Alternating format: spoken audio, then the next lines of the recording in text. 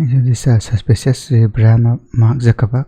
Mark Zuckerberg thinks he has you fooled. He has spent the past year suspiciously transforming his image from the geeky Silicon Valley genius to a red-pilled alpha bro. And all it took was one conversation red pill now? on the Joe Rogan podcast to expose the evil intentions behind Zuck 2.0. The third richest man in the world wants you to think Becoming software update. he is just like you. He dresses like you. He works out like you. He likes to have fun and be silly like you. He even loves his family just like you do. Oh, and most importantly, after decades of harvesting your data and controlling the information shown on your social media feed, he now stands for lower censorship and celebrating your First Amendment right on his platforms. He wants to gain back your trust, but why? Today we are going to uncover what is really going on behind Conservative Mark Zuckerberg's new persona. Isn't it ironic that a seemingly antisocial, unrelatable Harvard genius created the framework for the future of human social interaction? If you ever heard Mark have a conversation, you wouldn't exactly mistake him for a socialite. You seem to be replacing Larry and Sergey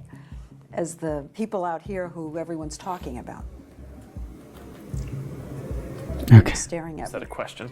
Because of his awkward demeanor, frequent glitches in speech, and beady, soulless eyes, some people legitimately believe he is not He's processing, bro. Come on now. that he is some sort of crash test dummy with AI software installed. And look, even though I try to keep my videos mostly objective and fact-based, I also love me a good conspiracy theory. And Zuckerberg not Objective. being a real human has way too much evidence for you to not even consider it just a little bit. But it is going to bother you because you're human, and I was human. I am human. It's a classic. Still, I think. but I was just referring to myself in the past. Not that I was not human. Zuckerberg, I remember well your first visit to Capitol Hill back in 2010. Control Houston, please call station for a voice check. All right, station, this is Mark Zuckerberg at Facebook. Can you hear me okay? It's a pleasure to talk with you today. Great to talk to you guys too. And is astronaut ice cream a real thing? Are the allegations This is awkward. you're secretly a lizard? I'm gonna have to go with no on that. I am not a lizard. And it makes it even harder for him to beat these allegations when he explains to Joe Rogan how basic human conversations work, as if he just made a revolutionary discovery. Your kind of subconscious kicks in. You start thinking about the topic. So it's like you might not actually have the thing that you want to say until like 5 minutes later. Right. And like when we started this conversation, I think like the first few minutes were just kind of slow. It's like warming up. Like, I'm like, okay, kind of like downloading into my memory. Like how am I going to like just explain these different things, but it's He's a robot after all, that's sort of how people work. However, we do know that CEOs transform their image and speech to be kind of robotic on purpose. They do rigorous media training. This is the girl who stole like 100 million or Because something. one wrong answer, one wrong word, even a wrong display of emotion can result in overwhelming bad publicity, which could drive down the stock price and upset shareholders. But Mark's robotic demeanor has generated a vast range of conflicting opinions about him, with many believing that he is a power-hungry oligarch looking to destroy human civilization. But to understand where those suspicions came from, we must dive into the dark history of Facebook's origins. Facebook was a stolen idea. In 2004, Cameron and Tyler Winklevoss wanted to create a website for Harvard students to add people as friends, send them messages, and update their personal profiles to notify friends about themselves. They called it Harvard Connection, which was later rebranded to Connect You, and they partnered with Mark Zuckerberg to build the website. But Mark had other plans. In He's just enjoying it. instant messages to a friend from his college years, Mark wrote, "So you know how I'm making that dating site? I wonder how similar that is to the Facebook thing, because they're probably going to be released around the same time, unless I f*** the dating site people over and quit on them right before I told them I'd have it done." He later confirmed to that friend that he intended on screwing the Winklevosses over, and Mark did exactly that. He built Facebook while delaying Connect You, lying to the Winklevosses and not meeting deadlines. As if stealing their idea and sabotaging their company wasn't scummy enough, Mark also showed how conniving he truly is, attempting to destroy the Winklevosses' reputation. After he left the Connect You team, he hacked into their server, exploited a flaw in their system, and created another Cameron Winklevoss account, before Mark Mark admits, we copied his account, like his profile and everything, except I made his answers all like white supremacist. Mark was extremely aware of his twisted intentions. He even called Facebook users dumb for trusting him. And your data being in control of someone untrustworthy may not seem like a big deal, but it is. You or I could go to any data broker's website right now and buy anyone's data for a few bucks. It's completely legal. Big companies with poor security are getting hacked every day, and your personal information is being sold on the dark web so spammers, scammers, and identity thieves can target you. If the government can do something like ban TikTok, why won't they protect you from these similar practices? It's on us to protect ourselves, which is why I use today's sponsor, Aura. Aura keeps you safe online by doing all of the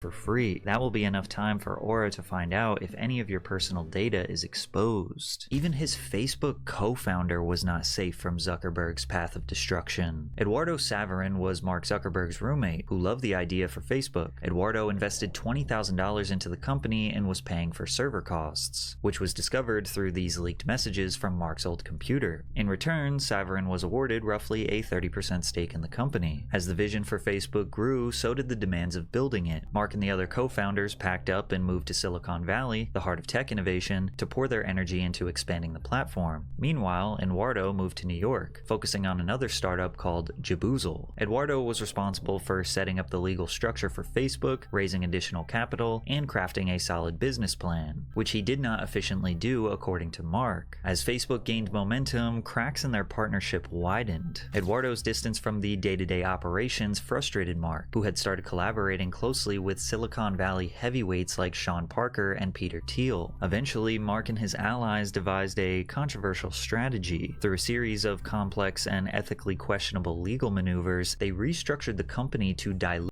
Eduardo's ownership. His stake in Facebook plummeted from 30% to just about 4% by the time Facebook went public. But Eduardo's story didn't fade quietly into the background. Thanks to the dramatic courtroom battles that followed, his own accounts of the events in his book, and the $224 million box office hit movie The Social Network, the world had an extremely negative view of Mark Zuckerberg. Mark said that the movie, quote, made up a bunch of stuff that I found kind of hurtful. You ever end up seeing the film, The Social Network? Yeah, I did. Cool. Oh, thanks.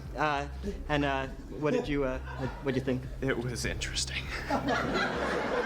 Interesting. You know what? I'll take it. Now, some people look at Mark's past as nothing more than a cocky 19-year-old kid making teenage mistakes, while others feel that this is an extremely concerning origin story for the man who currently has control over the privacy of 3 billion people around the world. Mark has fought relentlessly to maintain an incredible amount of power at Facebook. He quite literally cannot be fired. While he only owns about 13% of the company, he also personally controls nearly 60% of the voting power of Facebook shares, because there are two kinds of Facebook stock. The Class B shares that Zuckerberg and other insiders own have 10 times the voting rights of Class A shares. Because of Mark's shady past and immense power, the press put a little bit of pressure on him. However, Mark refused to give straight answers, particularly when it came to privacy, like in 2010 when he was asked a very simple question and began to sweat profusely, panicking for seemingly no reason. Do you feel like it's a backlash, or do you feel like you're violating people's privacy? Do you feel like you're adequately portrayed as a... Because they want to wonder about the person who actually created this thing. Yeah, I mean, a lot of stuff happened along the way. And people to another topic. Smart. There were real learning points and turning points along the way in terms of building things. I can't go back and change the past. I can only do what we think is the right thing going forward. So, before we move off this privacy thing, and I thought that was a fascinating answer. It's okay. You want to take off the hoodie? I never take off the hoodie. I know you don't. What's with that? No. Girls? Whoa. All right. Sorry. Yeah, that's okay. Maybe I should take off. What was that about? But what exactly was he hiding? Well, maybe the main driver of his revenue. Since Facebook is a free service, they make nearly all of their revenue by selling advertisements. The surface level business model is relatively simple. The more time users spend on the app, the more ads they can show. Therefore, the goal is to keep growing the user base and keep people on the app as long as possible. But the amount of data that they collect about you in order to show you these ads is not only ethically questionable, it's borderline surveillance. They receive your credit score, your IDs, physical locations, political and religious beliefs, all of your text messages, microphone access, web browsing history. They quite literally get access to your entire life just because you want to use the web browser their app history. and they want to sell you specialized advertisements. Then again, you did agree to their terms of service, and you do have the ability to opt out. But the practices they use to keep you on the app is nearing psychological Unless the terms of service as well. warfare. In 2016, a whirlwind of chaos erupted. We had the most turbulent presidential election in history, the Brexit referendum, and billions of people spending more time than ever before online. And Facebook decided to change the way their algorithm worked. Mark wrote in an update letter, "We will also prioritize posts that spark conversations and meaningful interactions between people. To do this, we will predict which posts you might want to interact with your friends about and show these posts higher in feed." Now the problem was what the algorithm deemed as the most meaningful content. For the most politically oriented 1 million American users, nearly 90% of the content that Facebook shows them is about politics and social issues. Now combine that with an even bigger problem, political and social issues that made people angry were designed to reach the tops of people's They want people to agree, so they use more Facebook. The algorithm had assigned reaction emojis, including the angry emoji, 5 times the weight of a simple like, according to company documents. This meant that millions and millions of people were essentially trapped in an echo chamber of argumentative content about political and social issues. But it gets worse. A private company with sinister intentions was able to obtain private data from Facebook due to inadequate oversight. Remember those goofy personality quizzes you'd see back in the day on Facebook? Well, chances are if you took one, you helped fuel political propaganda. Alexander Kogan created an app called This Is Your Digital Life. The app was presented as a personality quiz that required users to be logged into Facebook to take. So not only did it collect the quiz data, but also all of the personal information that Facebook takes from you. The app also accessed data from users' friends without their explicit consent. Kogan harvested information from up to 87 million Facebook profiles and sold the data to Cambridge Analytica, who then created psychological profiles of Americans for targeted political advertising, deep diving into their exploitable traits obtained from Facebook likes. The Kenyatta campaign, which we ran in 2013 and 2017 for Kenyatta. And what you have done in the Kenya? We have rebranded the entire party twice, written their manifesto, done 2 rounds of 50,000 surveys. Huge amounts of research, analysis, messaging. And then we'd write all the speeches and we'd stage the whole thing. So just about every element of his campaign. But Mark vehemently denies that social media contributes to political radicalization or polarization. Grounding this conversation in the actual research that has been done on this, which by and large finds that social media is not a large driver of polarization. So the question is, what are the unique phenomena in the different places?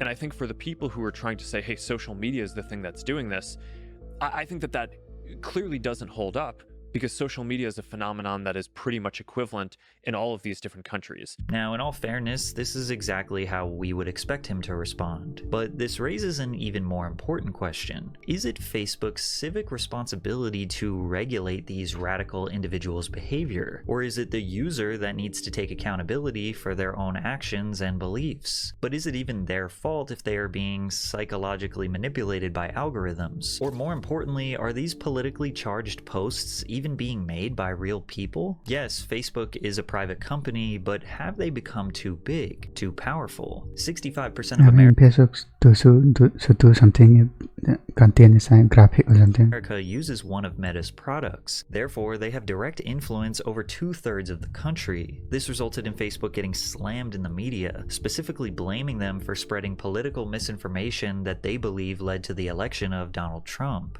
I was really worried from the beginning about basically becoming this sort of decider of what is true in the world, right? That's like kind of a crazy position to be in for billions of people using your service. So the company invested in a complicated, bureaucratic operation of independent third-party fact-checkers globally who are certified through the Nonpartisan International Fact-Checking Network. Unfortunately, this system wasn't deemed to be good enough or accepted by really anyone, but more specifically the US government. So they called Mark Zuckerberg in for a congressional hearing in regards to Facebook's privacy and use and abuse of data, and this could not have gone any worse for Mark Zuckerberg. His robotic speech was worse than ever. He was looking incredibly nervous, looking like he had to remind himself that humans have to Who drinks water like that? blink and drink water occasionally. He sat on a booster seat to make himself appear taller. His face was pale white. His eyebrows were non-existent. He had a terrible haircut and there was no soul in his eyes. He looked like an avatar of himself and it was creepy. But what he said was even worse than how he looked. Senator, I think as a general principle, I think protecting minors and protecting their privacy is extremely important. And we do a number of things on Facebook to do that already, which I'm happy to get into. And I appreciate it. I'm talking about a law. I'm talking about a law. Would you support a privacy bill of rights for kids where opt-in is the standard? Yes or no? Senator, I think that's an important principle. And I appreciate that. And I think we should. Do we need a law to protect those children? That's my question. Yeah, Do we need a law to do so? Yes or no? Senator, I'm not sure if we need a law, but I think that this is certainly a thing that deserves a lot of discussion. I couldn't disagree with you more. We're leaving. Like usual, he couldn't give a straight answer. He is a professional corporate question dodger. Do they provide the same service you provide? In different ways, different parts of it, yes. This way. If I buy a Ford and it doesn't work well and I don't like it, I can buy a Chevy. If I'm upset with Facebook, what's the equivalent product that I can go sign up for? There is no competition after The all. second category that I was going to talk about are I'm not talking about categories. I'm talking about, is there real competition you face? Yes, Senator. The average American uses 8 different apps to communicate with their friends and stay in touch with people, ranging from texting apps to email. It's the same service you provide. Well, we provide a number of different services. Is Twitter the same as what you do? It overlaps with a portion of what we do. You don't think you have a monopoly? It certainly doesn't feel like that to me. So after 5 hours of painstaking investigation, the American people learned basically nothing about how Facebook works, they know already that Facebook is the what they only do one. with user data, and it did not immediately result in changes in legislation. However, in regards to the Cambridge Analytica scandal, in 2019, the Federal Trade Commission fined Facebook $5 billion for privacy violations. Facebook stole your data, and the government got a payday. It's tough to be at the other end of that. What was it like? Well, it's not good. I think, well, the thing that I think is actually the toughest, though, is it's global, right? So, and really, when you think about it, the U.S. government should be defending its companies. I do think that the American technology industry is a bright spot in the American economy. I think it's a strategic advantage for the United States that we have a lot of the strongest companies in the world. I think it should be part of the U.S.'s strategy going forward to defend that. But it was about to get worse. If you thought the world was chaotic during the 2016 election, it pales in comparison to the 2020 pandemic. People were locked inside, petrified of getting sneezed on, the virus death toll seemed to be exponentially increasing, and different information came out every day about the proper protocol to stop the spread. Zuckerberg 100% confirmed suspicions that the government was pushing a controlled narrative about the pandemic. While they're trying to push that program, they also tried to censor anyone who is basically arguing against it. And they pushed us super hard to take down things that were honestly were true. It's kind of right? insane. I mean, they basically pushed us and said anything that says that vaccines might have side effects, you basically need to take down. I was just like, well, we're not going to do that. Like, we're clearly not going to do that. I mean, that is inarguably true. Now, at the time, if you thought mass censorship was happening, you would have been called a conspiracy theorist. But today, Mark seemingly has the confidence to criticize the US government, specifically criticizing the Biden administration after they lost the 2024 election. these people from the Biden administration would call up our team and like scream at them and curse, and it's like these documents it's all kind of out there. This is what "I'm sorry, I want to be on the winning side" looks like. Many people believe that Zuckerberg is pandering to the renaissance of private citizens demanding less censorship and less government control over information, and he's shifting all now that Trump is president, the blame to the Biden administration that is no longer in power, and being like, oh my god, the government is so corrupt, right guys? But he isn't just blaming the government, he is also blaming the third-party fact-checking organization he hired for being too biased. This has resulted in a major change in content policy on Facebook. First, we're going to get rid of fact-checkers and replace them with community notes, similar to X, starting in the US. After Trump first got elected in 2016, the legacy media wrote non-stop about how misinformation was a threat to democracy. We tried in good faith to address those concerns without becoming the arbiters of truth. But the fact-checkers have just been too politically biased and have destroyed more trust than they've created, especially in the US. One of Meta's fact-checking partners responded to this saying they used Meta's tools to submit fact checks and followed Meta's rules that prevented the group from fact-checking politicians. Meta ultimately decided how to respond to the fact checks, adding warning labels, limiting the reach of some content, or even removing the posts. This again just furthered the idea for people that he is trying to absolve himself or his employees of any blame for being a part of the machine used to control narratives, amplify hate, suppress facts, and ultimately divide Americans. And whether or not this is a clever smokescreen or a genuine concern, it is clear that Mark does understand some major shifts in public discourse. They trust the creators and the voices that they feel like are being authentic and giving them valuable information on there. So there's, I think, going to be just this whole new class of creators who basically become the new kind of cultural elites that people look at and are like, okay, these are the people who give it to me straight. I think that's a thing that is, maybe it's possible because of social media. But why does Mark all of a sudden feel like he needs to speak out against these issues? He says it's not because of the election, but then immediately contradicts that by to win approval of Donald saying Trump. how they try to make company decisions based on whatever the mainstream opinion is. I mean, at this point, I think a lot of people look at this as like a purely political thing. It's because they kind of look at the timing and they're like, hey, well, you're doing this right after the election. It's like, okay, I try not to like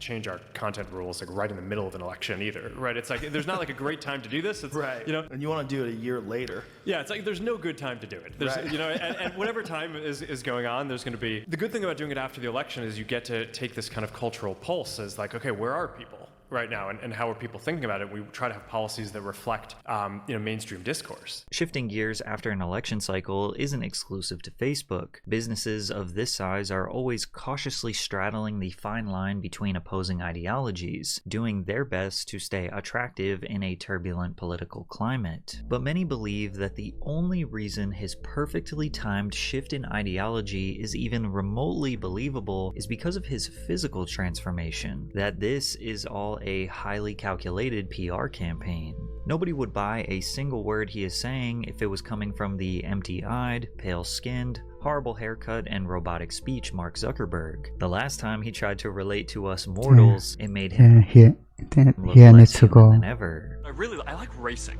I don't know how many of you guys like doing that, but that's, I feel like all these activities, grilling meats, racing cars, are probably two of the most fun things that you can do.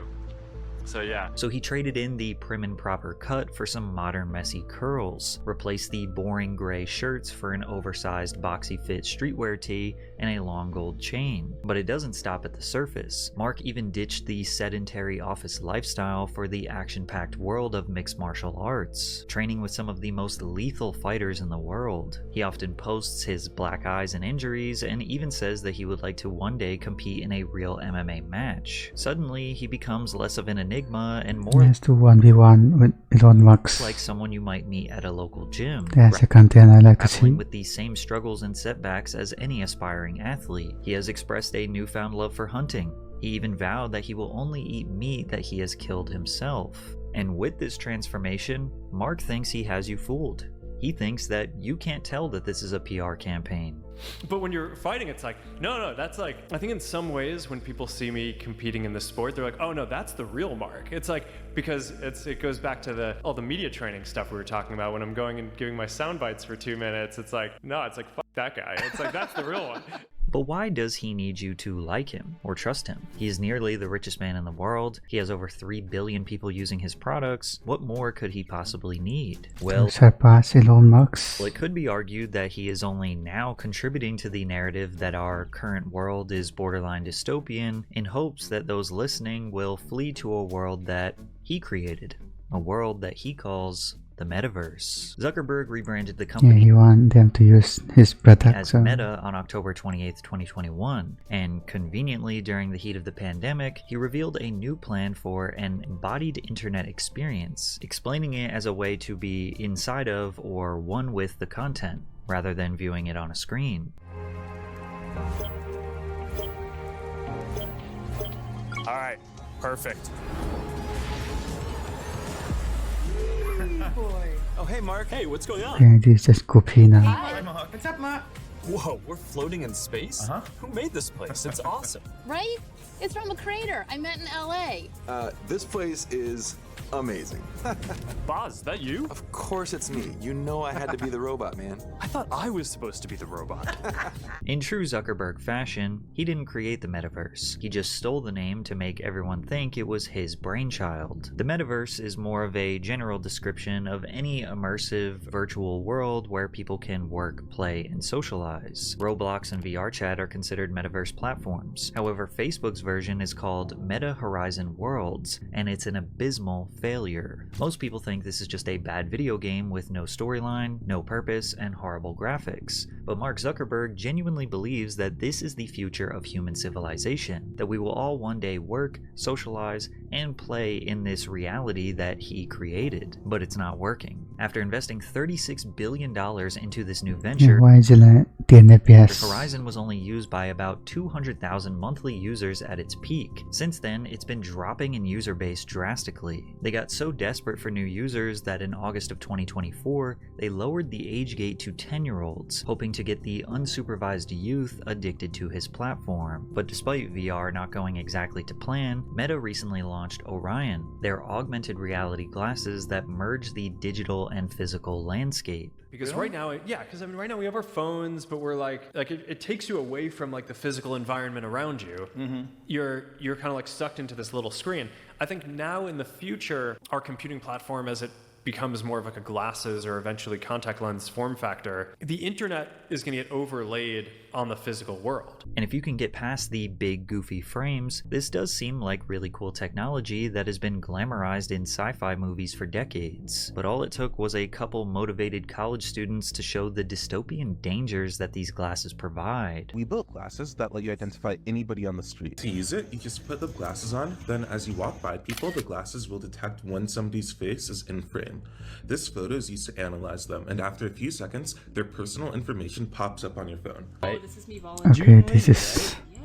Oh my god. You're this photo was great. This is like from You're from Bergen County Academies? Yeah. Your Korean name is Ju-eun?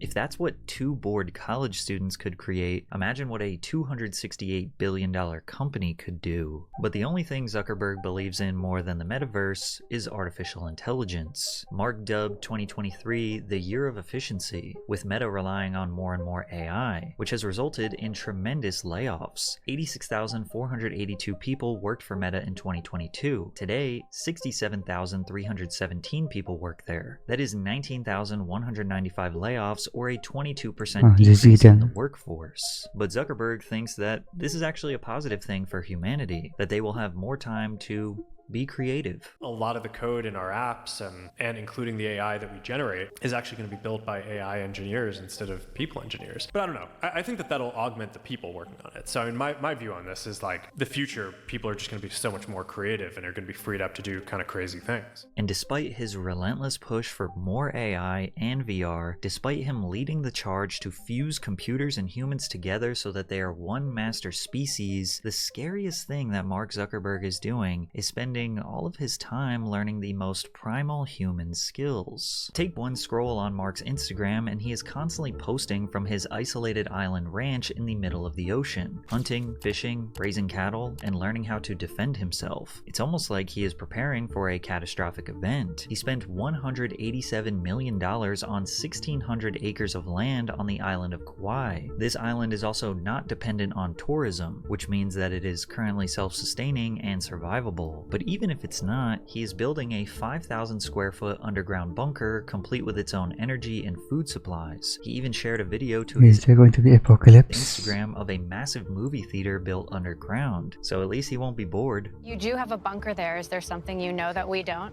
No, I think that's just like a little shelter under, and it's like a basement. little shelter. What are you worried about? A billionaire who can artificially control the information of 3 billion people is not your friend. Mark likely doesn't want to connect with others in the metaverse, but he does want you and your kids there. And the money that you make for him will be used to keep himself isolated on one of the most beautiful, resource-abundant wonders of the world. He will spend the rest of his days having deep conversations with friends, singing songs to his children around a campfire, cooking feasts for his pack using antibiotic-free cattle that they raised, and fresh produce with 0 chemicals and preservatives. He will hunt, fish, fight, and learn how to build things with his hands. He will breathe fresh air, drink fresh water, and This is very progressive. enjoy all the precious God-given resources in an age-old utopia. You, on the other hand, will own nothing, live in perpetual debt, spend nearly 100% of Thanks, dude. your time in the virtual world chasing fleeting moments of pleasure while your physical body withers away. Artificial intelligence will operate as an untouchable ruling class, controlling every facet of existence, optimizing society for profit while suppressing what little remains of human autonomy. You will be trapped in a dystopian hellscape,